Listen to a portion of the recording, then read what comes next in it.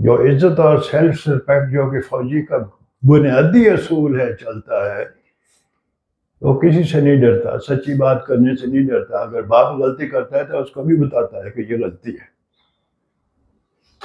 ये मने फख्र है। जिसकी घर में इज्जत ना हो उसकी बाहर इज्जत नहीं होती।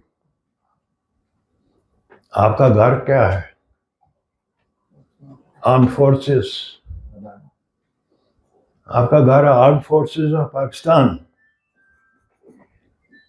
आपकी इज्जत है। क्या आज कौम आपकी इज्जत कर रही है?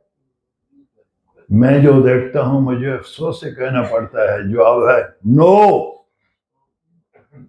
क्यों? किसकी गलती है? ये बात हमारी गलती है। और जो हमारी इज्जत